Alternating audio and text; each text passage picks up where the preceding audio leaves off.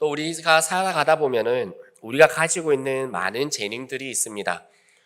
우리가 손에서 어떤 분들은 컴퓨터 다루는 걸 너무나 잘하시기도 하실 거고, 또 어떤 분들은 뜨개질 하시는 것도 잘하실 거고, 또 어떤 분은 이분은 레시피를 보지 않았고 그냥 툭툭툭 집어넣는데 너무 맛있는 요리를 만드시는 분들도 계시고, 또 어떤 분들은 너무 좁고 어려운 길인데도 너무나 잘 운전해 가시는 분들도 계실 거고, 우리는 다 다양하게 우리가 가지고 있는 재능들, 또 우리가 가지고 있는 많은 실력들이 있습니다.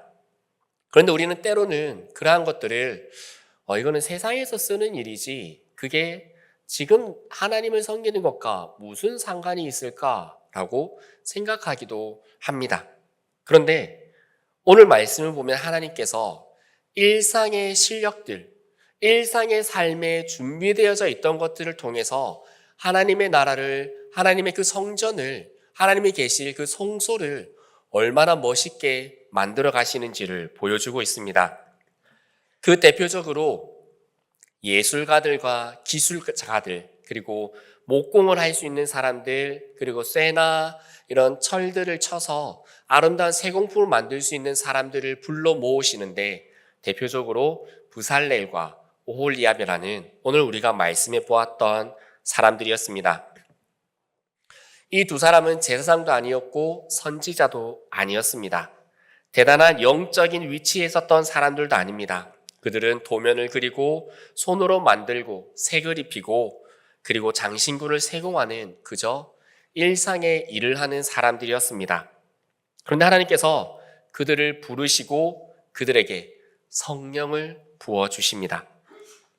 오늘 우리는 이 이야기를 통해서 우리가 가지고 있는 일상의 은사와 일상의 삶들을 하나님께서 어떻게 거룩하게 사용하실 수 있는지, 어떻게 사용해 가시는지에 대해서 함께 말씀을 나누고자 합니다.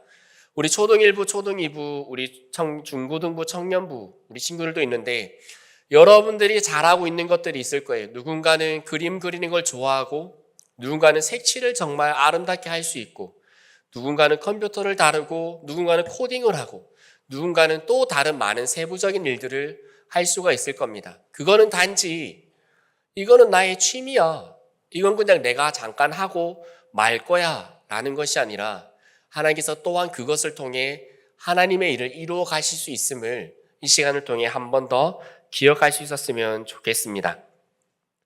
여기서 한 가지 우리가 기억하길 원하는 것은 그리고 특별히 다음 세대 여러분들에게 질문하고 싶은 것이 있습니다. 우리 중층에 우리 아이들이 있습니다. 여러분들은 하나님께 쓰임받고 싶은 마음들이 있으십니까? 대답을 하지 않습니다. 아직 그 개념을 모를 수도 있습니다. 하지만 하나님께 쓰임받는다는 것을 꼭 저처럼 목회자가 된다거나 우리나라를 벗어나서 다른 선교 지역에 가야 한다거나 그거를 의미하지는 않습니다. 그렇기 때문에 약간 가벼운 마음으로 다시 한 번 더 질문을 드려보겠습니다. 여러분들은 하나님께 쓰임받고 싶은 마음들이 있으십니까? 그리고 하나님께서 여러분들을 사용하기를 원하십니까? 그렇다면 우리가 오늘 말씀을 통해서 우리가 어떠한 삶을 살아갈 때 하나님께서 우리를 사용하시는지, 우리 어른들도 마찬가지입니다. 여전히 우리는 하나님의 부르심에 있는 자들입니다. 모세는 그 일을 마치기까지 기력이 쇠하지 아니하였습니다. 그 목적은 한 가지였습니다. 하나님께서 그에게 주셨던 사명을 감당하기 위해서 몸부림치며 살았기 때문에 모세는 그 80이 되었을 때에도 기력이 쇠하지 않았다라고 말합니다. 그렇기 때문에 우리도 오늘 여전히 하나님께 부름받은 부산진교회 공동체의 한 사람으로서 함께 말씀으로 들어가기를 원합니다. 하나님께서는 어떠한 사람을 부르실까요? 이게 가장 중요하겠죠. 저희가 하나님께 손을 들고 하나님 저 쓰임받고 싶습니다 라고 했을 때 하나님께서 오케이 내가 너 사용해 줄게 하신다면 너무나 쉬울 겁니다. 물론 손 드는 사람도 많이 없겠지만, 근데 하나님께서 아무나 사용하지 않으신다는 겁니다. 기억하시길 바랍니다. 하나님께서는 누구나 사용하십니다. 집이 가난해도 우리 부모님이 다른 부모님과 비교해서 더 가난한 집을 살아간다 하더라도 내 학교 성적이 80점은 70점, 60점 고사한다 하더라도 하나님께서는 누구나 사용하십니다. 하지만 아무나 사용하시지는 않습니다. 우리는 이 사실을 분명히 기억해야 합니다. 하나님은 우리 모두를 사용하실 수 있지만 아무나 사용하시지 않는다라는 것입니다. 그렇다면 하나님께서는 어떤 사람을 사용하실까요? 첫 번째로 하나님께서는 일상의 삶에서 미리 준비된 자들을 사용하십니다. 부살레가 오홀리압은 평소에도 기술자였습니다. 평소에도 그 일을 했었고 평소에도 그 일을 위해서 자신의 그 실력들을 기술들을 갈고 닦아 나가던 사람이었습니다. 여러분들 사도 바울을 한번 생각해 보십시오. 사도 바울은 예수님을 처음에는 너무나 싫어했던 사람입니다. 예수님을 믿는 사람이 눈에만 띄면 어떻게 해서든지 그 사람을 죽이려고 했던 사람입니다. 미워했던 수준이 아니라 죽이려고 했습니다. 그래서 실질적으로 사도 바울이 죽였던 사람이 스데반 집사님이지 않습니까? 그런데 하나님께서 그의 삶에 한 가지 주목해 보셨던 것이 있습니다. 그것이 무엇이었냐면 그의 방향성이 잘못되었지만 하나님을 향한 하나님을 위해서 살아가겠다라는 자기의 목숨도 불사르는 그 성실함과 열정이었습니다. 그 당시의 종교 지도자들, 바리새인들, 서기관들이 예수님을 있는 그대로 받아들이기는 너무나 어려웠습니다. 왜냐하면 그들이 배워왔던 전통 속에서 이미 400년의 중간기를 거치고 수많은 시간들을 지나면서 예수님이 메시아라는 것을 그들이 스스로 깨닫기에 너무나 어려운 상황인 것을 우리가 인정해 주어야 합니다. 그렇기 때문에 그들은 하나님 아버지, 아브라함의 하나님, 야곱의 하나님, 그 하나님이 그로부터 나온 그 말씀을 지켜나가기에 열심인 것이 그때 당시 사람들의 신앙의 모습이었습니다. 그리고 특별히 그것에 성실했던 사람이 바로 사도 바울이었습니다. 그래서 하나님께서 그를 부르시고 선택하시고 그가 살아가고 있던 삶의 방향을 바꾸어 주셨습니다. 여러분들 하나님께서 사도 바울을 부르시고 나서 사도 바울이 열정적인 사람이 되었을까요? 그렇지 않습니다. 사도 바울은 이미 열정적이었고 헌신적이었고 성실한 사람이었습니다. 그렇게 하나님께서 그의 삶을 바꾸어 주시니까 바른 방향으로 예수님을 향한 온전한 방향으로 그 열심히 달려갈 수 있었던 것입니다. 우리 다윗도 한번 생각해 보기를 원합니다.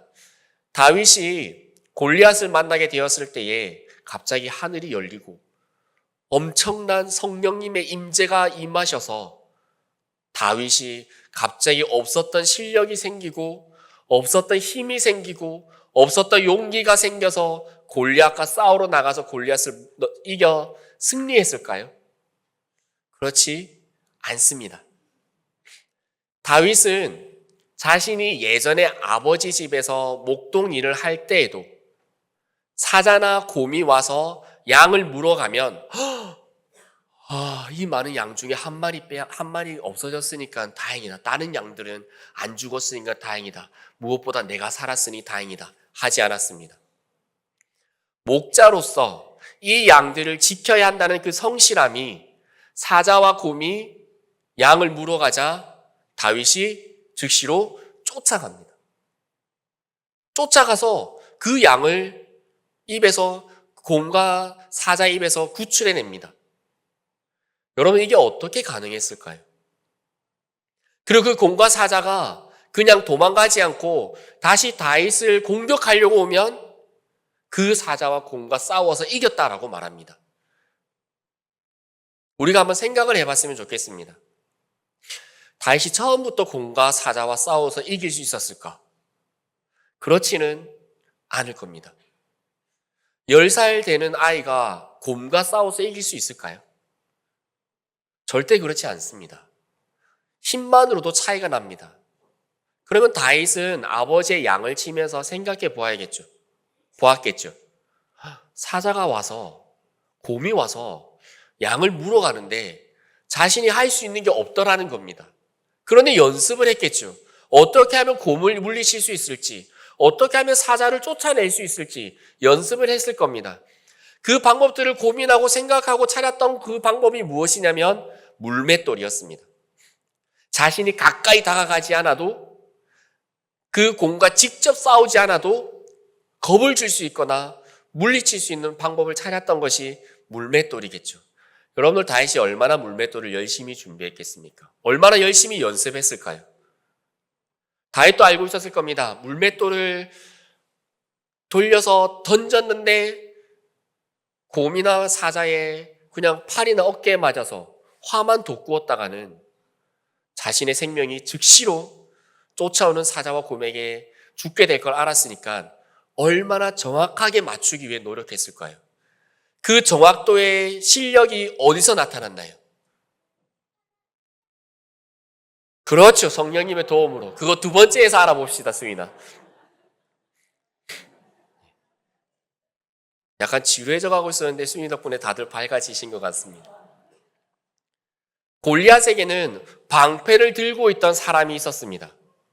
그러면 소년이 던졌던 돌이 날아올 때 앞에서 방패만 들고 있는 사람이 이렇게만 들어도 그 돌은 막을 수 있었을 겁니다. 그런데 막지 못했습니다. 그만큼 다윗의 노력은 일상에서 했던 그의 삶은 그 물맷돌을 던지는 것에서 나타났다는 것입니다. 하나님의 부르심은 갑자기 임하는 것 같지만 사실은 매일매일의 충실함 위에 부어지는 기름 부음입니다. 하나님의 부르심이라는 것은 갑자기 어느 날 갑자기 불러내시는 것이 아니라 하나님께서 우리의 삶을 바라보시면서 일상의 삶을 통해 불러내시는 것이다 라는 것입니다. 그렇기 때문에 우리가 하나님께 쓰임받기 위해서는 지금 내가 하고 있는 것들을 열심히 해야 됩니다. 축구 선수가 되고자 하는 여러분들은 밤낮 없이 공차로 나가야 합니다. 그렇다고 축구한다고 공부를 안 해서는 안 되겠죠. 우리가 왜 학생들에게 공부하라고 합니까? 꿈이 없는 친구들도 있을 겁니다. 목사님, 저는 뭐 해야 될지 모르겠는데요. 그냥 저는 꿈이 없는데요. 그러면 여러분들은 무엇을 해야 되냐면 지금 여러분들 공부를 엄청 열심히 해야 됩니다. 꿈이 있는 친구들은 꿈을 열심히 쫓아가십시오. 꿈이 없는 친구들은 지금 국영수 과사, 미술 그거 열심히 하셔야 됩니다. 갑자기 설교 듣기가 싫어졌죠. 왜냐하면요, 제가 그 연습이 안 되어 있었습니다. 무엇인가를 성실히 해가는 연습이 안 되어 있었습니다. 이렇게 지금 이때 얘기를 하면 이 유튜브 공중파를 타서 보시는 분들 다 아실 텐데 제가 6학년 때 산수 시험이 빵점 맞았습니다. 대단하죠? 이러면 이제 또 나 수학 점수가 백 목사님보다 나으니까 나는 백 목사님보다 큰 사람 될 수 있을 거야. 그렇게 생각하시면 안 됩니다. 왜 제가 산수를 빵점 맞았을까요? 분수 넘어가면서 어려워서 공부를 안 하기 시작했거든요. 오, 그런 사람이 실제로 있구나라고 여러분 생각을 하시는 것 같은데 산 증인입니다. 그런데 학원도요, 제가 3달을 넘겼던 학원이 없습니다.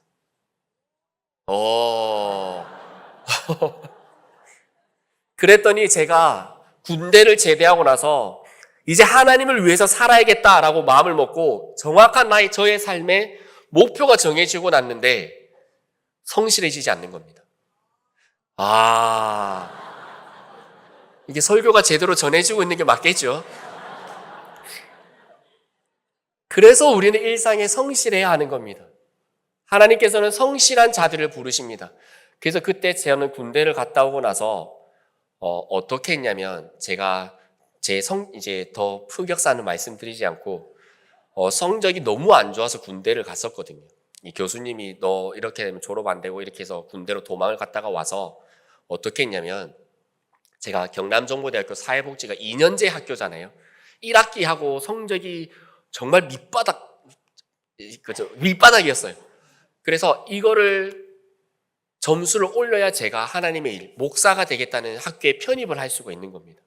그래서 아침에 일어나서 학교를 갔다 오고 나서 밤 11시까지 밥 먹는 시간 빼고는 다시 공부를 시작했습니다. 처음 사회복지학 개론부터 인간행동과 이런 것들부터. 그래서 이전의 점수를 이전의 점수를 메꾸려면 더 높은 점수가 나와야 평균치가 3.8이 맞추어질 거잖아요. 그러니까 정말 열심히 했습니다. 토요일에도 찬양팀 섬기는 거 외에, 교회 섬기는 거 외에는 책상에 앉아서 공부하기 시작했습니다. 얼마나 좀이 쑤셨겠습니까? 그 성실함의 습관을 다시 길러 나가는 것이. 그렇기 때문에 여러분들 지금 우리의 일상이 성실해야 합니다. 여러분들의 부모님들 아침마다 일어나서 여러분들 학교에 학교 보내고 직장에 출근하시는 거, 그것이 성실하신 겁니다. 우리의 삶은 성실할 때 하나님께서 부르십니다.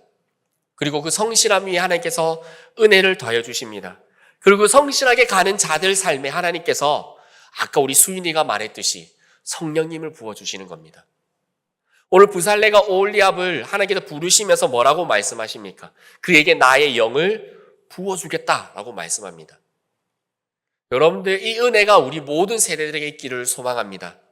하나님의 그 영은 어느 순간 어느샌가 한번 받았던 걸로 끝나는 것이 아니라 아침마다 새롭고 늘 새롭게 우리의 삶에 동행해 주시는 성령님과 우리는 만나고 충만함으로 살아가야 합니다. 그 성실함 속에 성령님이 역사해 주신다라는 것입니다. 예수님께서는 단지 우리가 잘 먹고 잘 살라라고 십자가를 지시지 않으셨습니다. 예수님께서는 우리에게 분명한 목적을 주시기 위해 십자가를 지셨습니다. 그것은 바로 하나님의 나라와 그 복음을 위해 살아가는 것입니다. 교회가, 성도들이 이 역할이 약해지면 약해질수록 사회는 무분별해져가고 수많은 죄악들이 넘쳐나게 될 겁니다. 우리가 그 사명에 충실하면 충실해질수록 다시금 이 세상은 바로잡혀 나갈 것입니다. 그렇기에 하나님께서 우리에게 단지 실력으로 우리를 부르시는 것뿐만 아니라 우리를 선택하여 부르실 때 성령의 충만함을 주신다라는 것입니다. 그리고 하나님께서는 성령의 충만함을 주신 자들에게 자신의 방식대로 살아가게 하는 것이 아니라 하나님의 지혜로 살아가게 하십니다.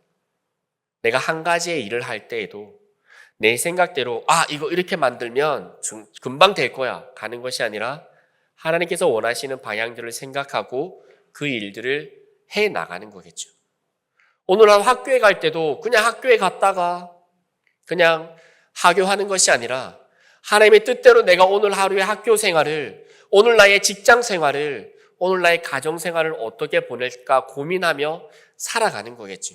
그게 완벽해야 한다는 뜻은 아닙니다. 하지만 그것을 위해서 우리는 노력해야 하는 것입니다. 재능만으로는 살아갈 수가 없습니다. 재능이 아니라 하나님께서 부어주시는 능력, 그 능력으로 살아갈 수가 있는 것입니다. 그러한 사람을 우리가 두 글자로 뭐라고 말하냐면 천재라고 말합니다. 천재가 무슨 뜻인가요? 똑똑한 거, 그렇죠. 일반적으로 천재는 똑똑한 겁니다. 그런데 그 한자 뜻을 보면 하늘의 재능이란 뜻입니다. 단순히 공부를 많이 한 것이 하늘의 재능은 되지 않을 겁니다. 그 예로 제가 한 분의 예를 들어드리겠습니다. 음악의 아버지, 여러분들 우리 중층에 있는 다음 세대 친구들, 음악의 아버지 누군가요? 베토벤. 예, 지금 요즘 음악 시간 잘 안 한다 하긴 하던데. 음악의 아버지. 그렇죠. 우리 역시 음악 하시는 분들은 바로 나왔습니다. 자, 따라해 보세요. 바하. 네, 음악의 아버지는 바로 바하입니다. 그런데 그 바하가 작곡하는 곡들이나 그의 모든 작품들 뒤에는 SDG가 적혀 있었습니다. 그게 무슨 뜻인지 아시나요, 여러분들? SDG, Soli Deo Gloria. 모든 영광을 하나님. 지금 여러분들 도파민이 터졌습니다, 지금. Soli Deo Gloria. 모든 영광을 하나님께. 내가 지금 이 곡을 쓴 것이 단순히 음악을 위한 곡이 아니라 하나님께 영광을 올려드리기 위한 곡입니다. 라는 의미를 가지고 있었습니다. 바하는요, 단순한 작곡가가 아니라 서양 음악의 기초를 다진 사람입니다. 그리고 음악을 통해서 어떻게 예배를 드릴 수 있을지에 대한 시작과 구상을 했던 사람입니다. 바하가 이러한 말을 했다고 합니다.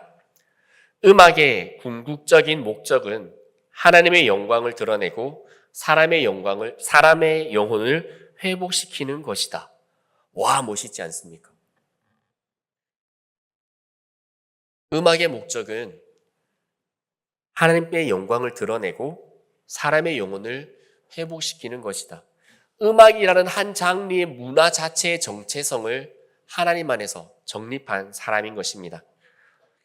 바흐의 장남인 카를 필립 에마누엘 바흐는 이렇게 회고했답니다. 우리 아버지는 음악의 목적이 사람의 귀를 즐겁게 하는 데 있는 것이 아니라 하나님의 영광을 드러내는 데 있다고 믿었다. 이것이 천재, 하늘의 재능을 하나님을 향하여 자신의 삶을 살아가는 삶의 특징입니다. 그리고 하나님께서 그러한 소명을 가지고 있는 사람을 얼마나 멋있게 쓰는지에 대한 증인의 삶인 것입니다. 여러분들은 어떻게 하나님께 쓰임받기를 원하십니까? 그런데 내가 어떻게 쓰임받아야지에 초점을 맞추는 것이 아니라 오늘 나의 삶을 하나님께서 써주시기를 소망하며 오늘 나의 하루의 충실함을 해나가는 겁니다.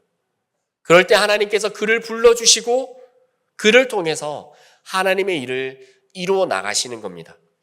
그리고 하나님께서 분명한 약속을 주신 것이 있습니다. 그것이 무엇이냐면 사람들을 지혜롭게 한 자는 그의 인생이 별과 같이 영원히 빛나게 해줄 것이다 라고 약속해 주셨습니다. 여러분들 이런 속담 들어보지 않았나요? 호랑이는 죽으면 가죽을 남기고 사람은 죽으면 이름을 남긴다. 맞아요. 여러분들은 죽으면 무엇을 남기겠습니까? 여러분들의 이름이 남겨지기를 소망합니다. 우리 다음 세대 자녀들의 이름이 여러분들의 다음 세대들에게 남겨지는 인생이 되기를 소망합니다. 하나님께서는 하나님의 그 일들을 이루어 나가실 겁니다. 부살레가 오홀리압은 어떠한 대단한 지도자도 아니었습니다. 어떠한 민족을 이끌어가는 사람도 아니었고 하나님의 예배를 집례하던 제사장들도 아니었고 그저 일상의 삶을 살아가는 세공업자들이었습니다. 하지만 하나님께서는 그들의 이름을 기록하셨습니다. 그리고 하나님께서 그들의 이름을 기억하셨습니다. 왜냐하면 그들의 삶의 성실함 가운데에 임하셨던 하나님의 그 지혜로운 성령과 함께 하나님께 영광 돌리는 삶을 살았기 때문입니다. 그렇게 우리가 오늘 이 시간에 언제나 하나님 앞에서 단순히 쓰임받고 그냥 단순히 내가 오늘 하루를 살아가고 학교 가고 학원 가고 출근하고 그냥 가정에서 부모로서 자녀로서 살아가는 것이 아니라 오늘 우리의 삶을 통해서 하나님께서 어떻게 사용해 가실지를 기대하고 오늘 하루 나에게 주어진 삶을 성실하게 살아갈 수 있기를 소망합니다. 그렇다면 우리의 연륜과 상관없이 우리의 인생의 연수와 상관없이 하나님께서는 사용하실 줄 믿습니다. 하나님께서는 지금도 찾고 계십니다. 그렇게 보석과 같이 빛나는 삶들을 찾고 계십니다. 이 땅에 수많은 그리스도인들이 있습니다. 예수님, 당신을 믿습니다라고 말하는 수많은 교회가 있고 성도들이 있습니다. 하지만 분명한 것은 그 가운데 빛나는 성도들의 삶들은 분명 다를 것입니다. 하나님께서는 그 빛나는 사람을 세우십니다. 오늘 지금 우리가 공부하는 것들, 내가 꿈꾸고 미래를 위해 연습해가고 있는 것들, 내가 이미 그 한 가지의 분야를 정해서 그것에 갈고 닦아왔던 시간들, 그리고 그곳에 하나님께서 능력 부어주시고 우리를 사용해 주심으로 우리 교회 모든 세대가 하나님 안에서 거룩하게 세워져가는 은혜가 있기를 주님의 이름으로 소망합니다. 함께 기도드리겠습니다.